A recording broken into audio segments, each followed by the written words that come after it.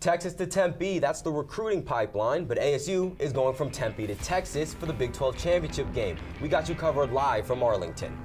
And the Sun Devils are Big 12 volleyball champions. Now it's tournament time. They begin their title charge tonight at Desert Financial Arena. ASU basketball is back rolling. They're 8-1. It's a far way away from where they were at this point last season. 2 freshmen and a new energy has them ready for Big 12 play coming on the horizon. All this and more on Cronkite Sports Live.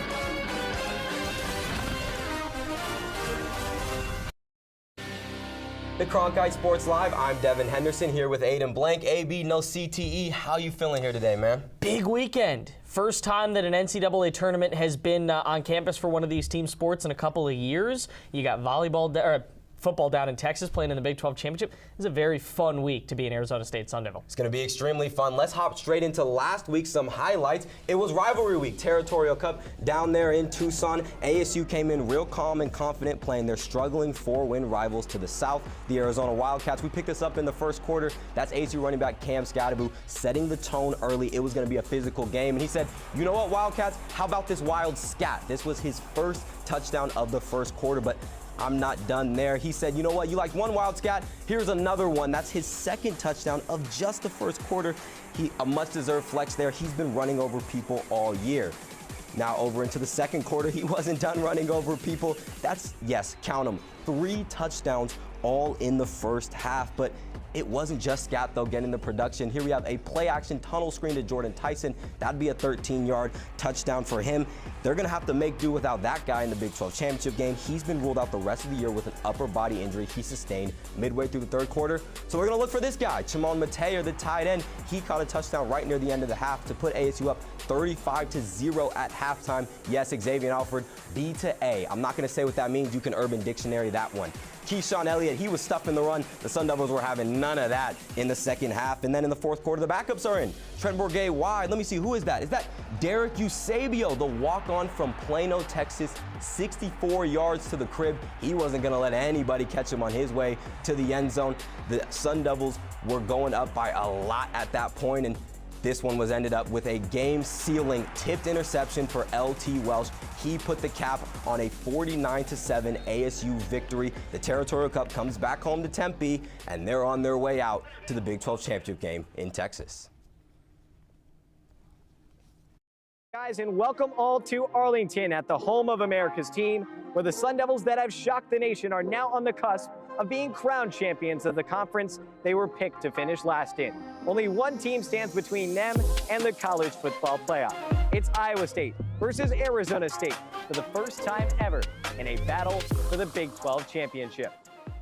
And hello all from AT&T Stadium in Dallas, Texas. Blake Neiman here with Gabby Chernoff. So glad to be with you on a beautiful December day in Dallas. And Gabby, you know what they say. In Texas, everything is bigger, and the stakes couldn't be larger for Arizona State on Saturday. Well, Blake, they certainly couldn't. I mean, Kenny Dillingham and company took the doors off of those Big 12 preseason expectations and blew them wide open. They were picked to finish dead last, and now they're on the brink of clinching a berth in the first ever 12-team college football playoff. You know, I'd say we're in for a pretty exciting weekend. It's been a remarkable run for Kenny Dillingham and the crew. And if the Sun Devils do want to win their first ever conference title game, they're going to have to do it without their star wide receiver, Jordan Tyson, after he suffered a season-ending upper body injury in the third quarter against Arizona last Saturday. The redshirt sophomore star reeled in 75 catches for 1,100 yards and 10 touchdowns in the regular season, en route to being named Big 12 Offensive Newcomer of the Year. They say history repeats itself, and nearly 2 decades after winning its first outright conference championship in 1996, ASU has a chance to bring that saying to fruition. In the 12 years the Sun Devils played in the Pac-12 where the conference championship game existed, they made it just once and lost. Now, in their inaugural Big 12 season, they look to flip that script and be crowned conference champions. Our Max Cepeda takes us back to 2013 and this week's edition of The Vault.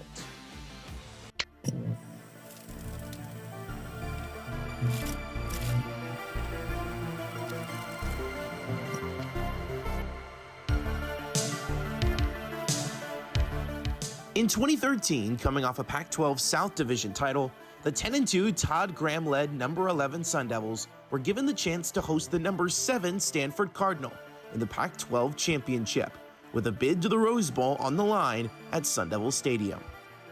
For much of the night, ASU was led by running back DJ Foster, who would have 2 50-plus yard touchdowns and was the Sun Devils' leading rusher and receiver. However, the red and white were in control of this game from the opening kickoff, as led by a 133-yard and 3-touchdown performance by senior running back Tyler Gaffney, the Cardinal embarrassed the Sun Devils in their building 38-14. But now the question becomes this: will Kenny Dillingham's maroon and gold sanctify the demons left by 2013 in Arlington and do what they could not? Finish the story. For Cronkite Sports, I'm Max Cepeda. Well, there's a lot of differences when it comes to ASU and ISU. One campus resides in the chilly plains of Ames and the other in the sunshine of Tempe. But as far as contrasts on the gridiron go, let's send it over to Justin Lacertosa and Ryan Myers for more on the matchup between these first-time foes. Yeah, Ryan, the last time Arizona State made a conference championship was 2013, where they lost to Stanford. The last time Iowa State made a conference championship, 2020, where they lost to Oklahoma. So both of these teams coming into AT&T Stadium tomorrow with something to prove. Yeah, both teams want revenge for their last times out in conference championship games. It's going to be a really fun one. Very, very brisk here in Dallas, Texas. About a 40 degrees Fahrenheit temperature at kickoff for tomorrow. But luckily, they're playing indoors. They're playing in a dome. So it should be a very fun one. Both of these teams have been exceeding expectations all season long, Justin. Let's see which one can come out on top tomorrow. Yeah, Ryan, Iowa State, the only team in the FBS with 2 1,000-plus yard receivers, and obviously you got Jaden Higgins, 6'4" wideout, 11th in the country in receiving yards, and a reliable red zone threat. He's going to be dangerous for Arizona State secondary. And then you got Jalen Knoll, 5'11", a little bit shorter but quicker and can burn you down the middle of the slot. And then redshirt sophomore QB Rocco Becht, who's quarterbacked the best 2 years in Iowa State's history in its only 10-win season to date. Yeah, Justin, they've really done an amazing job at Iowa State and under Matt Campbell's tenure of establishing a culture in the program. They've done a great job of having consistency year after year in their building, right? First 10-win season, and now it's finally flourishing now in 2024. And Kenny Dillingham talked about this over the course of the week. He was the offense coordinator at Auburn, and he was able to go see Matt Campbell and what he were doing at Iowa State, really taking advantage of being able to kind of use Matt Campbell as a mentor for what Dillingham wants to do in establishing a culture in Tempe. Yeah, some pretty interesting parallels between these two programs as both of them try to win the first Big 12 championship in this new iteration of the conference. What he's accomplished is something special, and I think he should be talked about for that. Whether he should win it or not, I mean, there's two guys that are unbelievable right now. But whether he should be in the conversation, I don't think that's a question. Bulldozer, truck, bowling ball, whatever you want to call him. It's no secret that ASU running back Cam Skattebo has had a season for the books.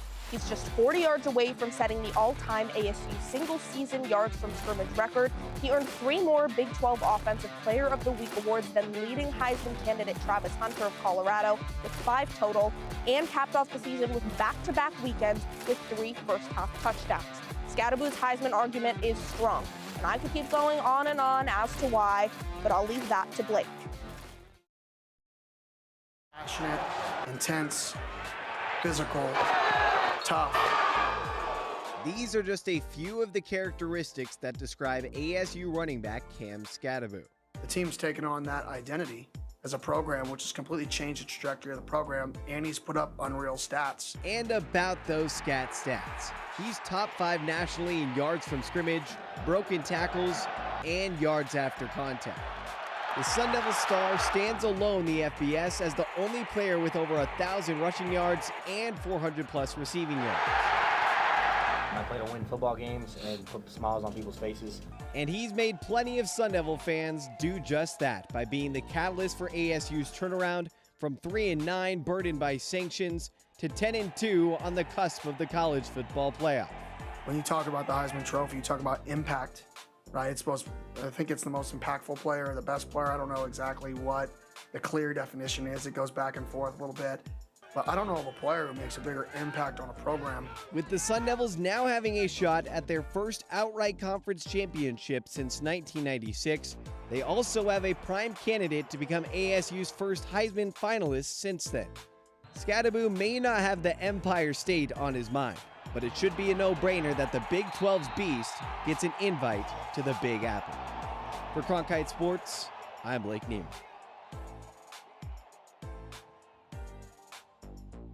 Big 12 team from last year won the SEC.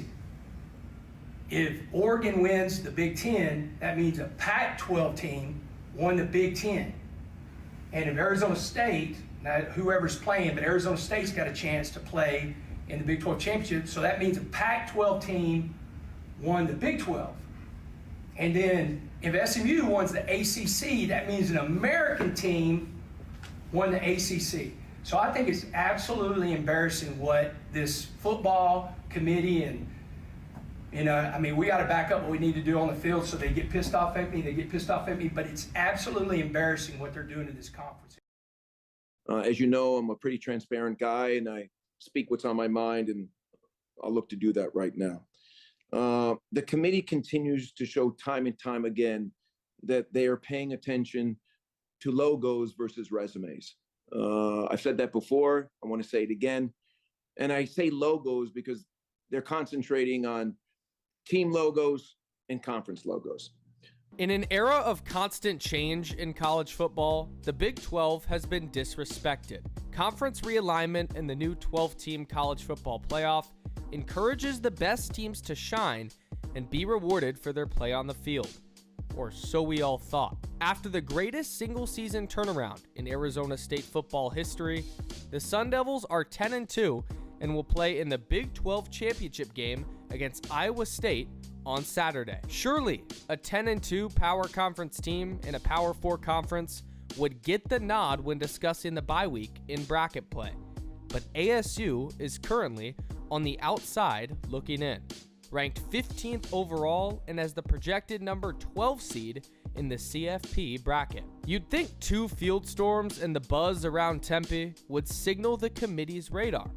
In a conference with 4 teams ranked in the top 25 in talent throughout, the Big 12 deserves their respect. However, the only way to prove the decision makers wrong is through the play in Arlington, Texas, and beyond. For Cronkite Sports, I'm Aiden O'Neill. Aiden, thank you so much. And hey, Blake, we're guaranteed at least one more game to see Cam Skattebo in action as an Arizona State Sun Devil. But beyond that, only the result of Saturday's game will tell. Yeah, and ASU is going to have to lean heavily on Skattebo in this game with Tyson being out, Iowa State having a subpar run defense. Definitely expect the guy who's been carrying the load for the Sun Devils all season long to get the rock. Well, we have a crew of Cronkite Sports reporters out here in Arlington, Texas, so stay tuned for our coverage all weekend long. Sun Devils, Cyclones right here at Jerry's World, 10 a.m. Arizona time. For Blake Neiman and our entire crew out here in Texas, I'm Gabby Chernoff. We'll send it back to downtown Phoenix. Sun Devils walk out of the regular season with a lot of hardware on the hard court. Headliner there is J.J. Van Niel running it back as Coach of the Year, first in the Pac-12 and now in the Big 12. But he wasn't alone, with 5 of his players taking home a postseason award. So now it's on to the big dance, and we've got your bracketology all covered with our volleyball reporter, Andres Armenta. Welcome to the Lincoln Regional, where on Arizona State's side of the quadrant, they play host to a set of opening round matchups in Tempe later this evening.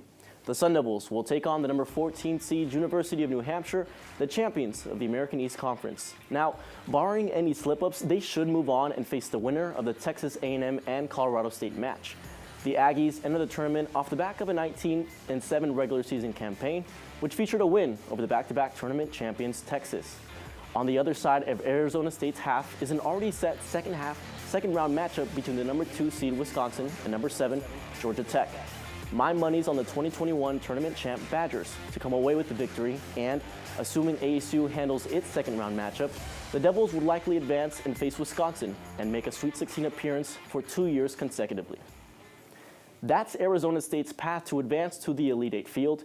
And just to take a peek on the other side of the quadrant, it's not the most pleasant view for ASU, as this side features the only 2 teams that have handed the Sun Devils their only losses this season, the Baylor Bears and the Nebraska Cornhuskers. There's a good chance whoever advances to the Elite Eight, they'll face off against a storied Nebraska program that's made it to the NCAA final in 2 of its last 3 years and has expectations to crown themselves champions for what would be the 5th time this century. Here's a final look again at what the Lincoln Regional looks like as Arizona State's campaign begins tonight and the NCAA tournament continues its road to Louisville in search of the 2024 champion. Thank you, Andres. Even in a challenging quadrant, this is a team that after a dominant regular season has fairly high tournament expectations no matter who's in their bracket. It all starts with New Hampshire tonight, and to break this all down, we welcome in our Crawford McKinstry. Crawford, the 3-seeded Sun Devils have steamrolled into the tournament as they get ready to host New Hampshire in the first round. What can head coach J.J. Van Niel and his side expect from their opponents? Well, Dev, Arizona State can expect a very gritty 18-9 New Hampshire team that won the America East Championship to get here. Now, this is UNH's first postseason appearance since 2016, and they've yet to win a tournament match in program history. But let's break down what they look like on the court. Defensively, this team loves to apply pressure up front, but they also have a capable back line that's willing to keep possessions alive. They lead their conference in digs, blocks, and hold opponents to a .162 hitting percentage. Now, on the offensive side of the ball, they love to attack those outsides with their 2-star hitters, but at times can grow a little too reliant on that and slow down. So against a team like the Wildcats, Arizona State's just going to want to keep it simple, play fast, and outpace their opponents in this first round. Yeah, Crawford, if ASU moves past New Hampshire, they get the winner of number 6 Texas A&M and Colorado State in the second round. The Sun Devils are in a pretty tough section of the bracket. What challenges could they face in the second round if they can move on tonight? Yeah, like you said, Deb, if the Sun Devils win, they'll play the winner of that Texas A&M Colorado State match, which the first set just happened about 5 minutes ago. And Texas A&M, they could be a threat. They're 19-7 on the season. They have 3 ranked wins against big opponents like Baylor, Auburn, and the defending national champion Texas Longhorns. They also have 2 All-SEC selections and Logan Lednicki and middle blocker Ifena Opala. This team also loves to play efficient ball. They love to pass the ball. They're 26th in the nation in assists per set and top 40 in hitting percentage. So regardless of what opponent ASU could face in this next round, they're ready, and their goal is to win it all. To hear from you just in a second. Now, while the Sun Devil volleyball has had a historic year, I know you had an opportunity to sit down with one of the Valley's best writers for volleyball, Jeff Metcalf, and let's see what he had to say.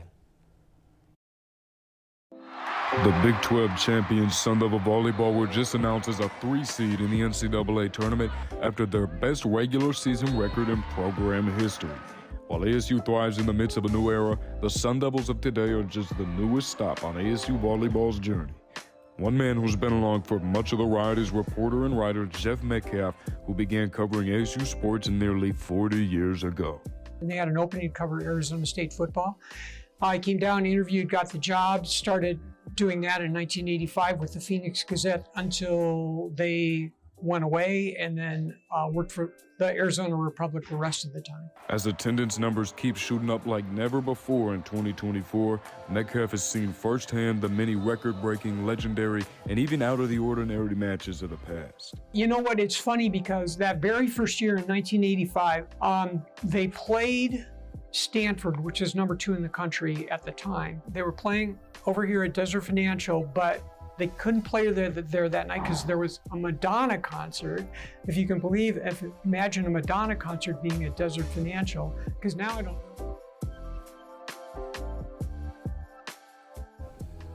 Yeah, thanks, Andres. Full story is on CronkiteSports.com. Let's hit the hard court. Arizona State and San Diego. Little midweek men's hoops action. Down low, JQ. Nice two-handed slam. Though the Devs were not great to begin this ball game. A little slow to start the shooting. There's a nice little slam from San Diego. And all of a sudden, Bobby Hurley teed up. As usual, not exactly uncommon around these parts. His team did get back to their winning ways, though. Look at the ball movement here. Josan Sanin popping one from the right corner. Big-time shot, and Arizona State able to start coming back. This is B.J. Freeman, opposite end. Nice little shot. The Sun Devils shooting almost 50% from the field by the break, and at the toss, San Diego hoping that it would help them get back into this game. No, sir. JQ, big block. He's one away from tying the number 2 spot all-time for Sun Devil freshman in that category. He can slam it down to another two-handed dunk for the freshman phenom.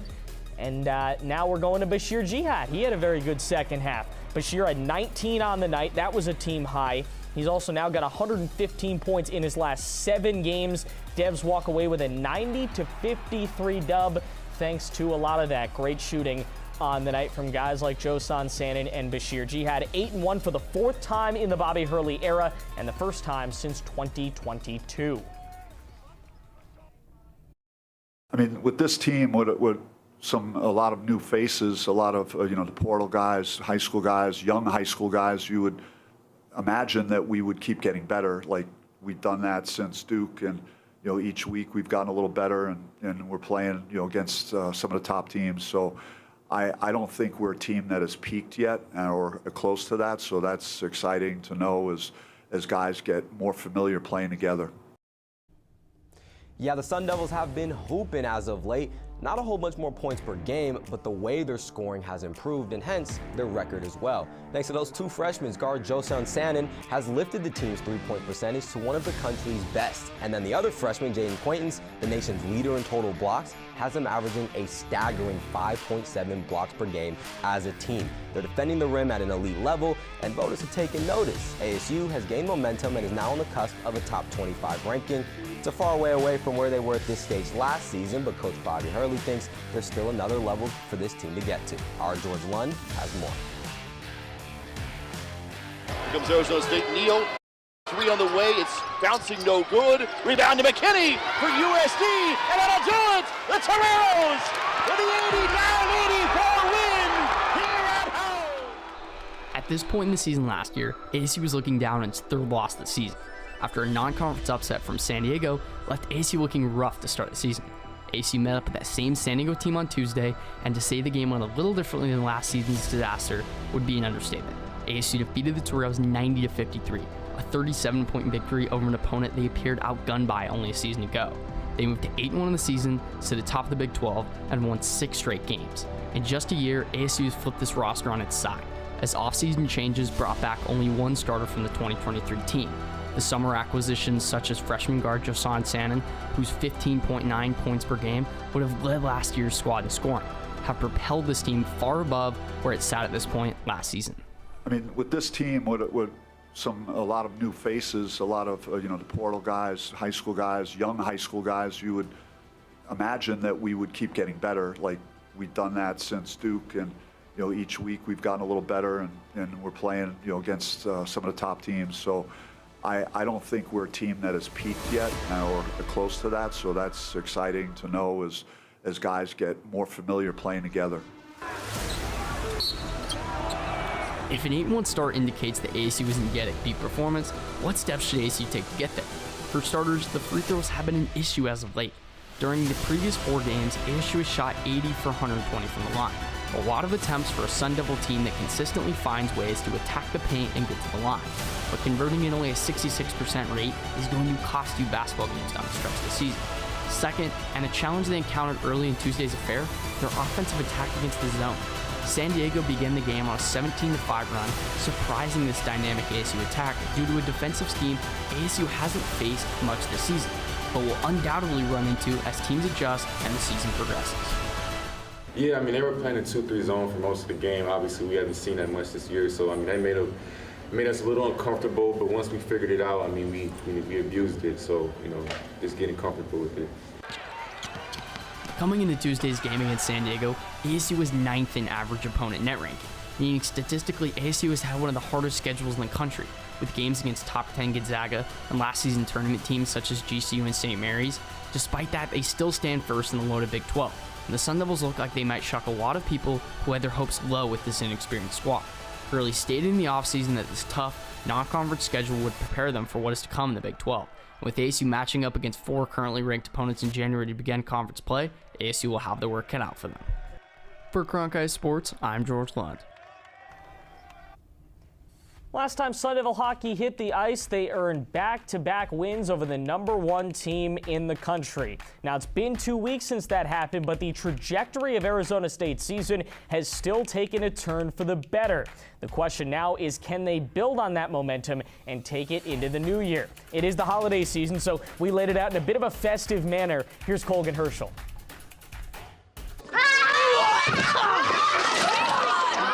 What you did, you little jerk. After a bumpy start to their 2024 campaign, the Arizona State Sun Devils marched into the Mile High City and swept the #1 ranked Denver Pioneers. Coming back to Tempe, the Sun Devils enjoy a 42-day homestand and will defend Mullet Arena against a flurry of quality opponents. Head coach Greg Powers will have to have all of his schemes, or traps if you will, laid out for ASU's foes. ASU's last NCHC series of 2024 kicks off tonight against a 5-8 Minnesota Duluth. Powers will throw the third line at the Duluth defense as much as possible. The maroon and gold third line has supplied quality production with 6 of the 11 goals in ASU's last 3 contests. They'll benefit from a struggling Bulldogs team who is conceding 3.54 goals per game, ranking 4th from last in the nation. Following Duluth, Mullet Arena will host the Desert Hockey Classic in the first week of January for the 3rd consecutive season. ASU added a trophy to the shelf last year, defeating Omaha in the championship. This year, it will face off against Robert Morris and the winner between UMass and Cornell. Before hitting the road, it will be time for ASU to go up against one of its toughest opponents of the season, the number 17 ranked North Dakota Fighting Hawks. Powers will need to pull out all the stops against Nodak, courtesy of goaltender Luke Pavicic. Pavicic has started the last 5 games for the Sun Devils, winning the starting role over stable starter Gibson Homer. Pavs has been red hot, winning 3 in a row and having a top 5 save percentage in the NCHC over the last 2 weeks. It all starts this Friday against Minnesota Duluth with puck drop at 7 p.m. For Cronkite Sports, I'm Colgan Herschel. Arizona State women's basketball started its trip around the nation's capital last night with a matchup against a Mid-Eastern Athletic Conference side in Coppin State, who doesn't exactly have a great track record against Power 4 opponents in its 112 games against such schools in program history, only previously winning 3 times. Yeah, last night they added ASU to that list. That was their 4th. It was a tough night in that overtime loss to the Eagles for Coach Natasha Adair and company. They're going to look to shake that off and get back right in a neutral site matchup with Maryland Eastern Shore. Their coach has been bringing her players around the East Coast, trying to bring them home. But it will be a homecoming. But more importantly, you know, when we recruit student athletes, we tell their families we want to bring them home, especially if they're far away. And so this gives us an opportunity to bring our players home. For me, yes, that it's an added bonus, but it's just making sure we get the DMV players home, and Coppin State, that they're going to pack the house. After last night's loss at Coppin State, ASU women's basketball is currently sitting at 4-4 with a very clearly mixed bag of results so far this season. As we head into the CSL winter break, these next few weeks are going to be one of the most important stretches of the season for the Sun Devils to try and stay afloat and figure out their prominence within this new Big 12 conference. For ASU to remain competitive over the next month, there are 3 key things that I think need to be worked on, with the first of those being sloppy play. Last year, the Sun Devils averaged only 12.4 turnovers per game, a mark that surprisingly put them 14th in the entire country despite a disappointing overall season. This year, that number has dropped all the way to 16.8 turnovers per game, which lands ASU at a staggering 178th across all Division I programs. The sloppiness goes beyond just turnovers, though, as defending the 3-ball has also been a huge struggle for the Sun Devils so far this year. To put it quite frank, the Sun Devils have been letting teams shoot them out the gym this season. They've been outscored from beyond the arc in 6 of their 8 games, and in losses specifically, they've been outshot by 5 threes per contest. If you want to keep up in this new conference, then you have to be able to limit the mistakes and defend the deadliest shot in basketball. Moving on to number 2, I've got a power forward stepping up. The 4 spot has been the Sun Devils' clear weak point in the lineup so far this year. Kennedy Basham was brought in this offseason to be that force down low, but a slow start has led to her usage steadily declining, with her playing time dropping to only 3 minutes against South Dakota. Maggie Besselink, who's recently started in her place, leads the team with 21 personal fouls this season, which is just an unacceptable number given her only logging 13 minutes per game. Somebody's going to have to step up in this position group and become a consistent starter that can give this squad some continuity. And finally, coming in at number 1, from here on out, the Sun Devils are going to need an efficient 50-piece. The creative nickname for ASU's backcourt of Ty Skinner and Jalen Brown is lots of fun, but what hasn't been fun has been their streaky shooting woes that have really hindered the team's success. The highs with this duo are very high. As the nickname entails, they can combine for 50 points on any given night. The lows are very low with this duo, though, and that was evident against Coppin State, where Skinner shot 6 for 15 and JB shot 6 for 19. Skinner specifically is shooting 29% from the field across ASU's 4 losses, compared to 60% from the field in ASU's 4 wins. This team will only go as far as its stars can take it, so JB and Ty need to keep their efficiency up. To put it bluntly, guys, the preseason Big 12 polls did not fall in ASU's favor, as the Sun Devils were picked to finish 15th in the conference in their first year in the Big 12.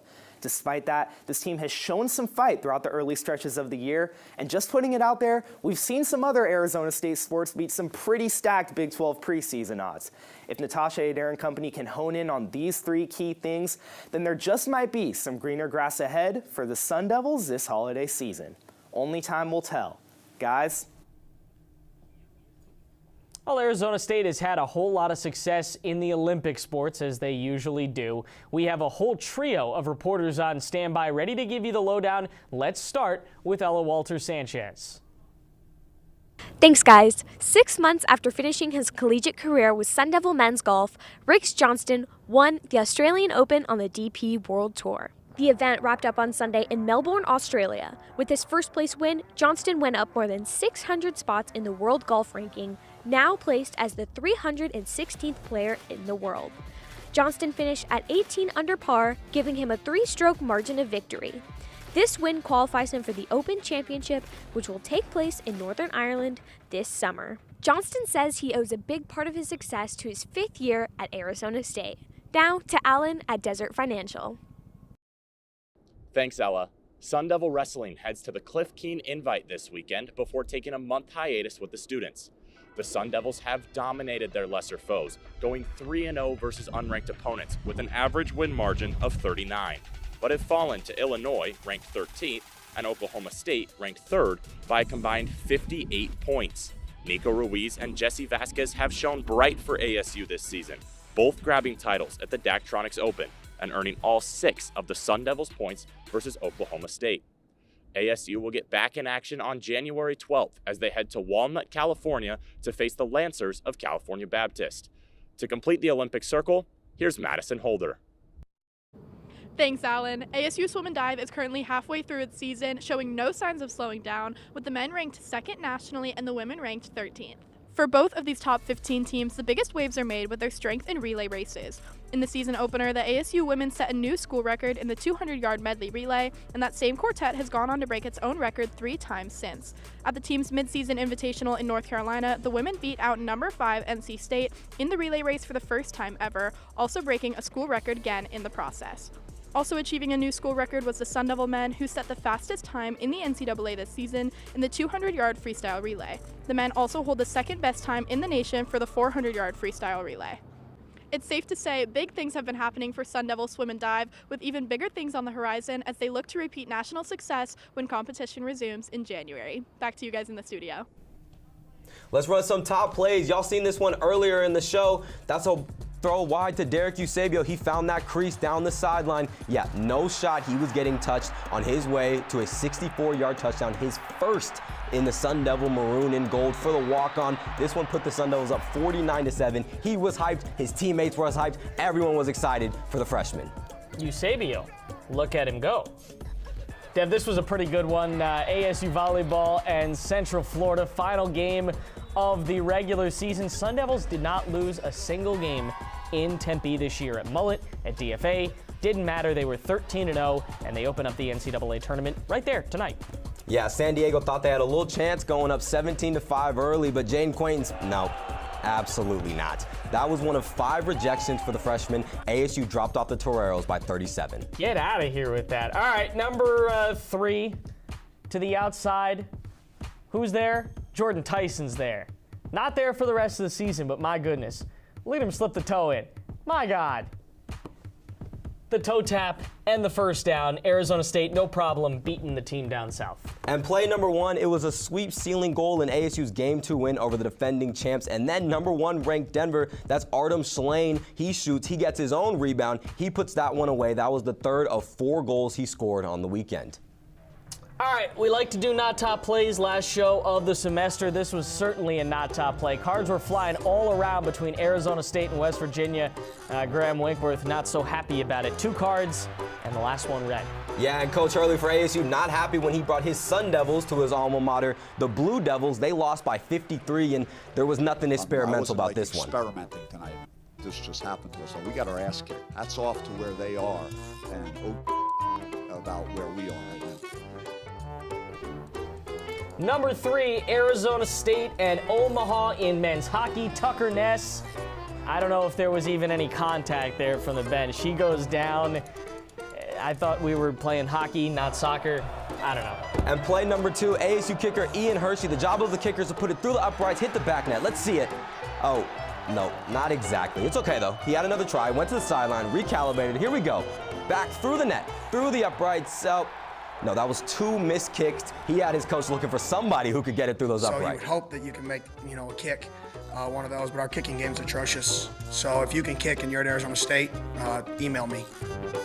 And numero uno, not top play of the semester, Arizona State and BYU in football. Final seconds. Well, Arizona State rushed the field, thought there was no time left. Turns out 1 second left on the clock. Kenny Dillingham did not think so. Right in the middle of it there, amongst all the fans, the police, the folks from ESPN, he's screaming at the Big 12 officials.